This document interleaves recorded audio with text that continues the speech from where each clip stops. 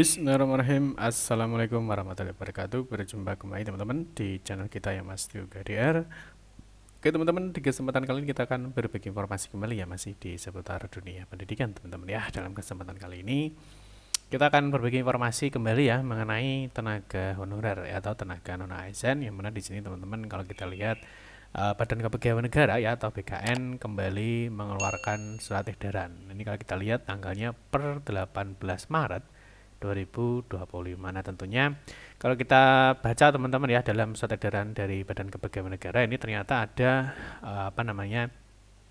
nasib untuk tenaga honorer yang masuk di kategori 2 atau kategori 3 ya, jadi R2 atau R3. Nah ini apakah nanti menjadi P3K penuh waktu apa tidak? Sesuai dengan informasi ya, jadi informasi yang sekarang untuk P3K kan akan diselesaikan sampai dengan Oktober 2025 ini. Nanti apakah dalam surat edaran ini ada hubungannya? Terus bagaimana dengan mengenai gaji dan anggarannya ya bagi teman-teman mungkin yang masih kode L ya, masih menunggu, ataupun yang kode R2 atau R3 itu bagaimana, apakah akan juga diselesaikan ya sampai dengan Oktober 2025 atau tidak. Nah, di sini ada juga kabar baik ya bagi teman-teman yang tentunya masuk di kategori ini ya, tentunya sudah ada kejelasan ya, bahkan sekarang sudah berproses untuk proses penetapan di P3K penuh waktunya. Nah, di sini teman-teman kemarin sudah ada informasi ya, jadi pemerintah kemarin sudah memberikan siaran pers ya terkait dengan pengangkatan CASN 2024. Jadi untuk CPNS kemarin sudah disampaikan ya. Jadi untuk paling lambat diangkat per Juni 2025, sedangkan untuk P3K, nah di sini yang masih ngambang ya. Jadi P3K ini kan kemarin ada yang kode L, ada yang kode R2 atau R3. Nah, ini bagaimana sih nasibnya ya? Nah, selama proses seleksi apakah tetap masih digaji apa tidak? Nah, di sini sudah ada teman-teman untuk surat edaran dari BKN per 18 Maret 2025-nya. Nah, ini adalah tindak lanjut. Jadi yang SE Menpan RB ini sekarang sudah tidak berlaku teman-teman ya. Terkait dengan tindak lanjut penyesuaian jadwal pengangkatan maupun penyesuaian jadwal yang dikeluarkan dari BKN di 8 Maret 2025 ini sudah dinyatakan tidak berlaku teman-teman ya. Sekarang untuk status kode R2L, R3L, ya tentu ini ada kabar gembiranya ya, karena sudah pasti, artinya sudah ada kepastian dari Badan Kepegawaian ataupun dari pemerintah. Nah, khusus untuk yang bagi R2, R3, nah ini bagaimana? Apakah juga ikut diselesaikan sampai dengan Oktober 2025 atau tidak? Nah, nanti kita akan cek. Di sini ada edaran terbaru ya per 18 Maret 2025 ya dari Badan Kepegawaian Negara, ini terkait dengan penetapan nomor induk. Jadi penetapan nomor induk ya ini untuk tahun anggaran 2024 ya, apakah nanti R2, R3 itu termasuk di dalamnya apa tidak ya. Untuk itu nanti kita akan bahas di video ini. Baik rekan-rekan semua, kita ingatkan kembali ya bagi kalian yang baru pertama kali ya bergabung di channel ini atau mungkin baru melihat channel ini, jangan lupa ya klik tombol like ya, silahkan klik tombol subscribe dan bunyikan lonceng notifikasinya ya, biar Anda selalu mendapatkan informasi pertama kali dari kami. Bagi kalian yang suka baca berita, silahkan kunjungi saja di laman resmi kita mastiukdr.com. Di sini kita akan berbagi informasi ya, khususnya di seputar dunia pendidikan. Selamat menikmati informasi dari kami dan semoga informasi ini bermanfaat ya untuk kita semua. Oke teman-teman, langsung saja kita bahas untuk surat edaran dari BKN. Tentunya kita akan coba mengabarkan kembali ya untuk R2, R3 apakah termasuk di dalam surat edaran BKN yang diluncurkan ya per 18 Maret 2025 ya. Nanti kita akan fokus di poin 7 ya. Jadi ada beberapa poin, tapi yang menarik saya lihat di poin 7 teman-teman ya. Nah, kita akan bagi teman-teman yang mungkin baru bergabung di channel ini atau mungkin mau mendapatkan informasi yang lebih cepat ya, artinya tidak menunggu video, teman-teman bisa gabung di Telegram atau WhatsApp kami ya. Silahkan di scan untuk QR yang ada di dalam tampilan layar ini. Nah, berikutnya teman-teman, seperti yang sudah kita jelaskan tadi ya, jadi pemerintah kemarin sudah melakukan siaran pers ya, diwakili oleh Mensesnek teman-teman ya, terkait dengan percepatan untuk pengangkatan CASN ya, baik CPNS maupun P3K untuk tahun 2024 kemarin ya. Nah, berikutnya teman-teman di sini ada 4 arahan ya. Jadi ya di dalam konferensi pers ya ada 4 arahan ini yang disampaikan oleh Mensesnek ya. Dalam hal ini mewakili tentunya Presiden Prabowo ya. Jadi Pak Presiden Prabowo itu dalam penyampaian atau arahan Presiden ya terkait dengan CASN 2024. Nah, di sini teman-teman kalau kita lihat ya tentunya nanti kita akan membahas juga ya. Di sini ada C2 R2, R3 baik yang L ataupun tidak. Nah, di sini pertama adalah pengangkatan CASN ini dipercepat yaitu CPNS diselesaikan paling lambat Juni ya 2025. Sedangkan P3K ini seluruhnya diselesaikan paling lambat Oktober 2025. Hal ini dilakukan sesuai dengan kesiapan masing-masing KL atau Pemda. Ya, di sini kalau kita lihat ada kejelasan seluruhnya. Ya, seluruhnya ini apakah termasuk R2 atau R3 atau tidak ya. Nah, berikutnya KL Pemda agar segera melakukan analisis dan simulasi dengan tetap mempertimbangkan kesiapan masing-masing saat ini dalam memenuhi semua persyaratan. Poin 3, pemerintah perlu terus menjaga nilai-nilai meritokrasi dalam perekrutan ASN. Nah, kebijakan saat ini merupakan kebijakan afirmasi terakhir sehingga selanjutnya pengangkatan ASN ini dilakukan melalui jalur rekrutmen normal sesuai dengan peraturan perundang-undangan. Nah, yang terakhir, rekrutmen pengangkatan ASN bukan mengenai membuka lowongan pekerjaan, melainkan dilakukan untuk memastikan pelayanan yang optimal dan manfaat yang jelas bagi masyarakat. Nah, di sini tentunya setelah adanya arahan dari Presiden teman-teman, ya tentunya kita nanti yang akan kita cek ya di untuk R2L, R3L ini kalau kita lihat memang sudah jelas ya. Kalau berdasarkan dari surat edaran yang sekarang sudah dikeluarkan dari BKN ya. Nah, terus untuk yang R2 ya ataupun R3 ini yang tanpa ada L-nya bagaimana ya? Ya, jadi apakah mereka juga akan ikut diselesaikan di dalam Oktober 2025 ini. Nah, kita akan cek teman-teman untuk surat edaran dari Badan Pegawai Negara ini nomor tanggal 18 Maret 2025 ya terkait dengan penetapan nomor induk ASN untuk kebutuhan tahun anggaran 2024. Nah, kita akan cek dari poin per poinnya ya. Kita akan cek dari poin per poinnya. Yang pertama, ini dalam rangka menindaklanjuti ya, tadi dari arahan Bapak Presiden yang disampaikan melalui Menteri Sekretaris Negara ya di tanggal 17 Maret 2025 kemarin. Dan Serat Menteri Pendayagunaan Aparatur Reformasi dan Birokrasi ya nomor B1249 dan seterusnya perihal penyesuaian jadwal pengangkatan CASN tahun anggaran 2024. Nah, ini disampaikan hal-hal sebagai berikut. Yang pertama, untuk proses pengangkatan CPNS dan P3K hasil seleksi kebutuhan tahun anggaran 2024 yang belum ditetapkan nomor induknya tetap dilanjutkan sampai diterbitkannya keputusan pengangkatan. Jadi bagi yang mungkin ada Pemda-Pemda yang belum selesai ya dalam proses penetapan NIP-nya ya atau nomor induknya itu segera untuk tetap diproses ya, artinya tetap dilanjutkan. Nah, di poin 2 teman-teman, untuk proses pengangkatan CPNS ya, jadi peserta seleksi CPNS yang dinyatakan lulus dan memenuhi syarat diangkat menjadi CPNS paling lambat terhitung mulai tanggal 1 Juni 2025 ya. Jadi paling lambat. Kalau paling lambat 1 Juni ya bisa saja nanti SK-nya kan sebelum Juni ya, karena paling lambat adalah 1 Juni. Ya, jadi mungkin sebelum 1 Juni ya sudah bisa terbit ya atau sudah bisa diangkat.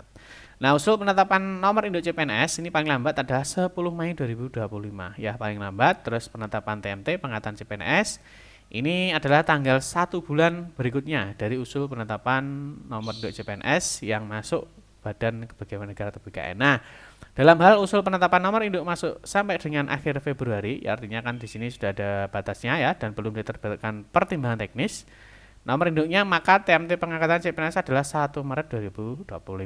Ini yang CPNS teman-teman ya. Terus yang di poin 3 ini adalah proses pengangkatan P3K. Ini tentunya yang ditunggu-tunggu ya. Jadi yang ditunggu apakah R2, R3 itu masuk di poin ini apa enggak ya.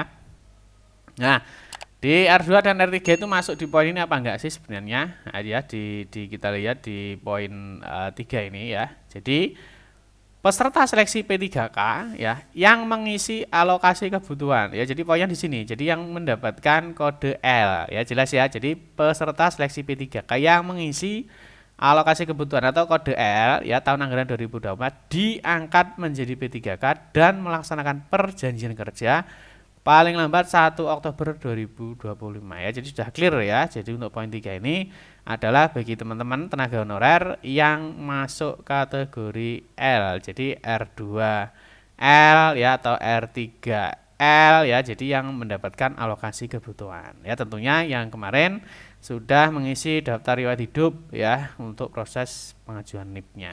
Oke ya, saya Nah, terus untuk usul penetapan nomor induk PAI 3K paling lambat tanggal 10 September 2025 penetapan TMT. P3K yang masuk tanggal 1 bulan berikutnya dari usul penetapan nomor induk P3K yang masuk PKN. Nah, dalam usul penetapan nomor induk masuk PKN sampai dengan akhir Februari 2025 dan belum ditetapkan pertimbangan teknis ya, maka TMT pengangkatan adalah 1 Maret 2025. Nah, di sini memang tidak disinggung untuk R2 dan R3, tapi di poin 7-nya ya, di poin 7 nanti disinggung ya. Nah, bagi instansi yang sudah menerima pertimbangan teknis penetapan nomor induk baik CPNS maupun P3K dengan TMT sebagaimana tersebut dalam angka 2 atau 3 tetap dilanjutkan ya. Terus prosesnya sampai dengan pengangkatan dan penandatanganan perjanjian kerja ya. Jadi kabar baiknya tentunya di poin 3 ya, bagi tenaga honorer yang masuk R2 atau R3L ya. Jadi sudah sudah clear, nanti akan diangkat paling lambat 1 Oktober 2025. Ini paling lambat ya, jadi bisa lebih cepat ya. Mungkin April, Mei atau mungkin bahkan Maret ini sudah siap dilantik juga, tergantung dari kesiapan di masing-masing daerahnya ya, karena ini paling lambat kan 1 Oktober, jadi bisa saja mungkin Maret ini, mungkin April atau Mei ya, paham ya. Oke, yang berikutnya di poin 5 surat kepala BKN nomor 2793. Nah, ini penyesuaian jadwal ini dinyatakan dicabut dan dinyatakan tidak berlaku. Ini yang kemarin ya, yang di nomor 2793. Mana ini? Ya, 2793 ya, ini terkait kemarin, ini sudah dinyatakan tidak berlaku ya. Nah, kemarin kan ada proses penetapan untuk CPNS kan paling lambat 1 Oktober, sedangkan untuk yang P3K-nya itu adalah TMT-nya kan terakhir Maret 2026, ini dinyatakan sudah tidak berlaku ya, atau dicabut. Nah, sedangkan untuk surat deputi bidang penyelenggaraan yang ASN terkait dengan penetapan NIP ya. Nah, ini masih berlaku ya selama ini ya, di 14 Januari 2025 nomor 1239. Nah, ini masih dinyatakan masih tetap berlaku ya, selama tidak bertentangan dengan surat edaran ini. Ini ya 1239. Ini 1239 ini terkait dengan penetapan NIP untuk ASN di tahun 2024. Oke.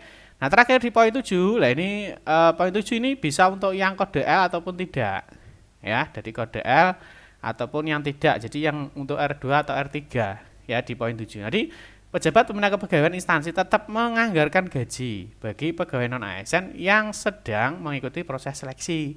Jadi kalau misalkan nanti teman-teman di sini tadi kan ada jadwalnya kan sampai dengan Oktober ya. Nah, misalkan ditunggu sampai Agustus ya, kok belum turun SK-nya. Nah, maka tetap pemerintah daerah itu tetap menganggarkan gajinya bagi tenaga honorer yang meskipun dia sudah lulus L tapi belum diangkat. Nah, ataupun bagi teman-teman yang R2 atau R3.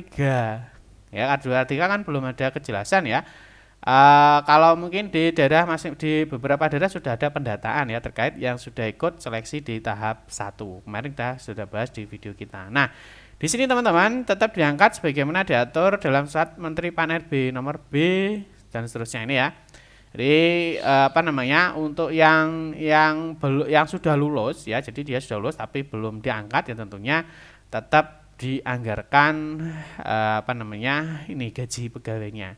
Nah, ataupun yang R2 atau R3, ini kan R2 R3 kan artinya kan masih proses diseleksi ya. Jadi R2 R3 tetap dianggarkan gajinya, tapi ini nanti ya tidak ikut di sini tadi, tidak ikut di poin 3. Jadi tidak diselesaikan sampai di sini karena paling lambat 1 Oktober ini adalah bagi teman-teman yang memenuhi atau yang dapat formasi. Nah, nanti yang dapat formasi bagaimana Pak ya, tentunya akan menjadi P3K paruh waktu. Nah, perlu diingat teman-teman untuk proses dari P3K paruh waktu. Nah, tentunya di sini kan ada ada pengajuan. Ya, jadi ada tahapannya ya di diktum ke-7 ya. Kalau kita lihat, jadi pengadaan P3K paruh waktu itu dilaksanakan dengan tahapan ini ada usulan ya. Jadi dari usulan dari daerahnya kepada menteri.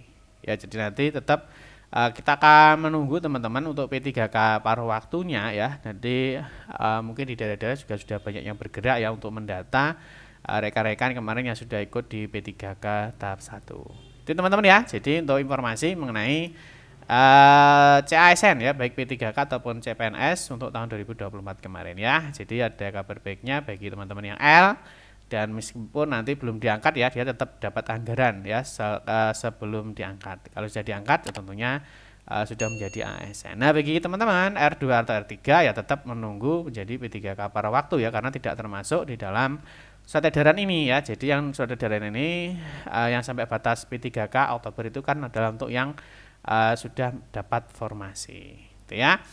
Jadi untuk yang sudah dapat formasi ya, jadi kemarin harusnya di Februari sudah selesai ya untuk proses usul NIP, terus tentunya sudah mengisi DRH. Terus bagi rekan-rekan yang R2 atau R3 ya, yang tanpa L ya tetap sabar ya, tetap sabar. Nanti semoga ada informasi baik ya dari pemerintah terkait P3K P3K paruh waktu ya. Ya semoga saja nanti bisa menjadi P3K penuh waktu ya. Semoga saja nanti di pemerintah daerah itu menambah formasinya. Itu teman-teman ya. Nah, terus di sini juga ada informasi ya dari untuk kantor dari regional 2 ya, dari BKN ya, teman-teman. Kemarin juga ada yang tanya ya. Jadi untuk yang termasuk ya, jadi untuk yang diangkat sampai dengan Oktober 2025 itu adalah yang sesuai formasi. Jadi yang tidak dapat formasi itu tetap di Kemenpan RB ya nomor 16 tahun 2025 ya, tentang tadi ya, tentang P3K paruh waktu. Oke teman-teman, demikian informasi yang dapat kami sampaikan ya. Semoga informasi ini bermanfaat. Mohon maaf jika ada salah-salah kata dalam memberikan informasi dan penjelasan. Kita berjumpa kembali di video-video berikutnya. Saya akhiri, wassalamualaikum warahmatullahi wabarakatuh.